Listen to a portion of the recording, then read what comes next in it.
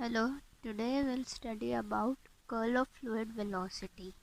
मतलब इसमें हमें बेसिकली जो फ्लूइड का रोटेशनल मोशन होता है वो शो करना है, मतलब उसके बारे में हमें बताना है।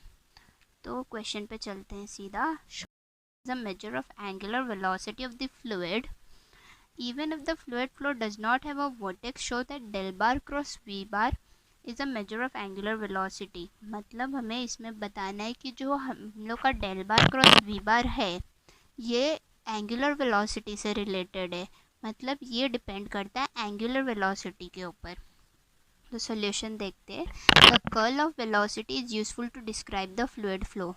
जब हम लोग कर्ल ऑफ वेलोसिटी मतलब ये बोल रहे हैं डेल बार क्रॉस वी बार, तो ये हम इसलिए देख रहे हैं क्योंकि हमें फ्लूइड फ्लो के बारे में पढ़ना है। मतलब काइनेमेटिक स्टडी में बेसिकली लिक्विड के फ्लो को ही स्टडी किया जाता है। तो del bar cross v bar is solely concerned in describing the fluid flow. Now, if we consider the surface as bounded by curve C, then it could be represented as surface integral of del bar cross v bar dot n cap ds. This is the unit vector. Stokes theorem. Using the Stokes theorem, we can convert surface integral to line integral. So, del bar cross v bar n cap ds is equal to line integral of v bar dot dr bar. Okay. Now, with del bar cross v bar is the measure of rate of rotation of fluid per unit area, and if del bar cross v bar is 0, then the flow is irrotational, and if del bar cross v bar is not equal to 0, that is you are getting some magnitude, then the fluid has angular velocity. Now v bar is the velocity of fluid with respect to a fixed coordinate system, and v prime bar, if we see, v prime bar is the velocity of fluid with respect to a rotating coordinate system.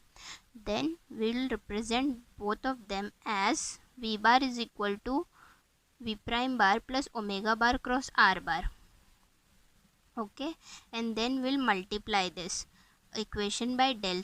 So del cross v bar is equal to del cross, this will be v prime bar plus omega bar cross r bar. So del bar cross v bar is equal to del bar cross v prime bar plus del bar cross omega bar cross r bar. This will be our equation number 2. Now what we want a solution of this part of the equation. Okay, so we'll solve this part first, omega bar cross r bar. Now if omega bar can also be written as I cap omega 1 plus j cap omega 2 plus k cap omega 3, and r bar can be written as I cap x plus j cap y plus k cap z. It's nothing but representing the quantity in x, y and z axis. So now we'll take the cross product of both the quantities, that is omega bar cross r bar, I, j and k, and we'll keep the values omega 1, omega 2, omega 3, x, y and z, and then we'll solve this. So upon solving we'll get this term,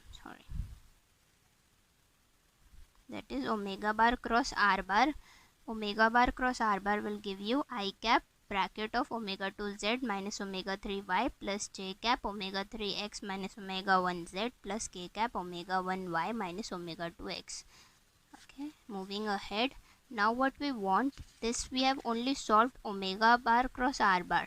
अब हमको del bar cross omega bar cross r bar ये पूरा चाहिए ना, तो del bar हम लोग as we know del operator ये होता है i cap d by d x plus j cap d by d y plus k cap d by d z. अब हम लोग क्या करेंगे, इसका क्रॉस प्रोडक्ट ले लेंगे डेल और omega bar cross r bar का, तो ये डिटर्मिनेंट हमें मिलेगा. तो हम इसको सॉल्व करेंगे. डेल बार की जगह पे हम लोग एक्स वाई और जेड कोऑर्डिनेट्स डालेंगे उसके, जो है d by d x d by d y d by d z, और omega bar cross r bar के भी आई कैप जे कैप और के कैप के components. Next will solve this whole, and upon solving this, ये तो आपको पता ही होगा जैसे सॉल्व करते हैं. हमें आता है 2 टाइम्स ये स्टेज पे पहले हम लोग पहुँचते हैं 2 omega 1 i cap plus 2 omega 2 plus 2 omega 3 k cap, फिर 2 कॉमन लेते हैं तो omega 1 i cap plus omega 2 j cap plus omega 3 k cap. And ये तो हम लोग ने पहले ही बोला था कि ये ओमेगा होता है, omega bar, so 2 times omega bar. तो हमें del bar cross omega bar cross r bar का सोल्यूशन आया 2 टाइम्स ओमेगा बार। तो ये हम लोग की इक्वेशन थी del bar cross v bar is equal to del bar cross v prime bar plus del bar cross omega bar cross r bar. तो हम लोग इसकी जगह पे del bar cross omega bar cross r bar की जगह पे जो हम लोग ने सॉल्व किया है 2 ओमेगा बार जो हमारा सोल्यूशन आया है वो लिख देंगे। ठीक है, अब अगर हम लोग का del bar cross v prime bar मतलब ये क्वांटिटी की वैल्यू अगर ज़ीरो होती है तो हम लोग का ओमेगा बार क्या हो जाएगा, ये मतलब हो जाएगा 2 omega bar is equal to del bar cross v bar. So omega bar is equal to half of del bar cross v bar. ठीक है, तो ये हम लोग को जो फाइंड करना था रिलेशन वो हो गया। और अगर del bar cross v bar constant आता है मतलब ये वैल्यू हम लोग को एक कांस्टेंट आती है, then it is possible to introduce a rotating coordinate system in which the flow is irrotational everywhere.